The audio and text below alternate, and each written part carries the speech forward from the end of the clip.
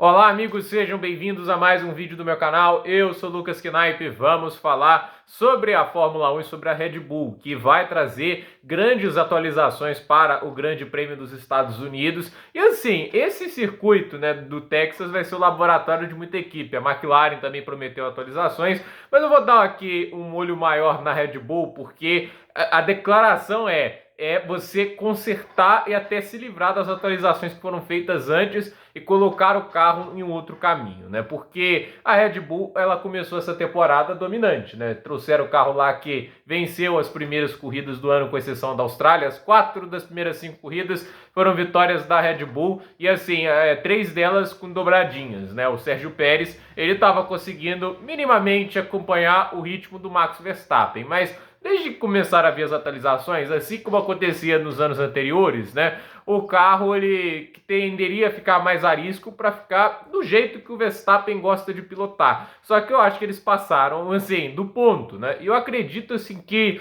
talvez essa ideia de um carro extremamente arisco, difícil de pilotar, eles possam ter chegado a um limite, né? Porque hoje a gente vê que a McLaren está muito mais forte, né? A gente saiu de uma situação que ano passado o Verstappen tinha 10 vitórias seguidas, para agora estar acho que 8 corridas seguidas sem vitória dele, sem ter mudança de regulamento. A McLaren atualizou o carro e a gente está vendo um carro que talvez já no ano passado fosse o melhor em algumas corridas, só que eles estavam lutando contra um Verstappen que, quando se sente confortável no carro, né, ele extrai o desempenho de uma maneira extraordinária. Só que agora a gente vê uma situação em que depende muito do quanto ele também se sente confortável. No Azerbaijão a gente viu o Verstappen, largar ali, se não me engano, foi na sexta posição, e ele chegaria em sétimo se não tivesse o acidente do Sainz e do Pérez, né? E a gente vê, por exemplo, em Singapura ele foi segundo, mas nitidamente a Red Bull precisa corrigir o curso, porque em Singapura ele levou quase 30 segundos do Norris. Então, assim,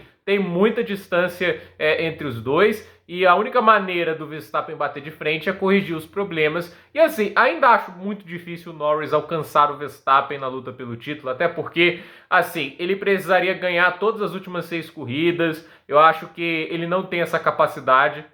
Você tá sendo muito cruel. Ele tem 3 vitórias na carreira, gente, nesse ano todo. A McLaren já é o melhor carro há quantas corridas? Uns 10 ou 12 corridas, né? E ele tem 3 vitórias, né? Então, assim, não é preconceito com o Norris, né? Eu só acho que ele tem suas limitações comparadas ao Verstappen. Ele é rápido, mas para mim falta aquele instinto agressivo que o Max tem. Então, assim, eu acredito assim que a Red Bull ela vai tentar transformar esse carro em algo um pouco mais controlável, ficar um pouco mais na linha do que a McLaren, a Ferrari e até mesmo a Mercedes está fazendo, porque quando eles fazem esse carro que é extremamente arisco, eles vão podando o segundo piloto, como aconteceu, por exemplo, com o Gasly, com o Albon, e o Pérez vira vítima da vez, né? Eu acho assim, muita gente taca lá pedra no Pérez, né? Eu acho que se ele for para uma equipe aí, por exemplo, né, no meio do pelotão, né, eu tenho total, assim, confiança de que ele voltaria a performar bem. Coloca ele, por exemplo, na Aston Martin, ao lado do Alonso. Ele com certeza andaria mais próximo do Alonso do que o Stroll. É só olhar o Ocon, gente. O Ocon conseguia andar próximo do Alonso. Óbvio que o Alonso era melhor, era nítido isso, mas a questão seria de uma ajuda maior. O Pérez, ele tá ali numa situação em que a equipe coloca um carro que é muito difícil de guiar, porque eles querem extrair o máximo do primeiro piloto, e não tá errado isso. Não à toa, isso deu ao Max Verstappen 62 vitórias. Se não me engano, acho que esse é o número que ele tem. O Verstappen é um piloto que conquistou 3 títulos consecutivos, deve conquistar o 4º agora. Então, assim, a Red Bull não fez errado em fazer essa estratégia de dar um carro muito confortável para o primeiro piloto, porque é o que quase toda a equipe teria feito, mas a questão chegou acho que um ponto que isso já não está dando tanto resultado assim, e eles têm que mudar um pouco o direcionamento. E agora que estão sem o Adrian Newey, eles têm que quebrar a cabeça para achar soluções. Então, eu estou bem curioso para ver o que eles vão trazer para esse fim de semana. E eu acho que o termômetro vai ser não só o desempenho do Verstappen, mas o do Pérez, né? Se o carro realmente ficar mais controlável, eu espero que o Pérez esteja no bolo, né? Até porque, assim, quando o carro esteve controlável, por exemplo, lá no início de 2022, início do regulamento, Eles não fizeram um carro tão agressivo logo de cara. O Pérez andou muito bem no início do regulamento. Aí depois os carros foram desenvolvendo para aquela ideia mais agressiva, aí a gente viu ali que ele começou a ser aquela montanha-russa maluca e o Verstappen, obviamente, sempre lá na frente, né? Então, eu tô curioso para ver como que vai funcionar essas atualizações,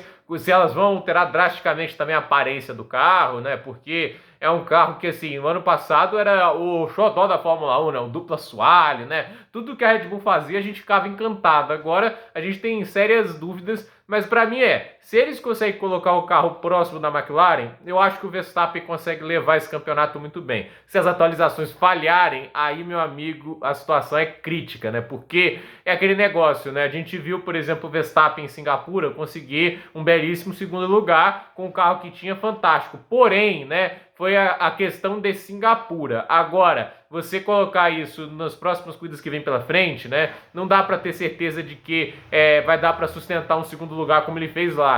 Porque agora a gente vai ter 6 corridas pela frente, 3 em fim de semana sequentes, né? Estados Unidos, México e Brasil. Aí depois você tem, acho que um hiato, se não me engano, de 2 semanas, aí você vai ter Las Vegas, Catar e Abu Dhabi, né? Então, assim, agora a gente vai ter muitos circuitos permanentes, um na altitude como o do México, outros a gente vai ter alguns circuitos, assim, o Texas, como a gente está tendo agora, é um circuito ondulado, mas de altíssima velocidade, né? Ele mistura de tudo um pouco, né? Mas é um circuito que tende a explorar muito essa questão das curvas de alta velocidade.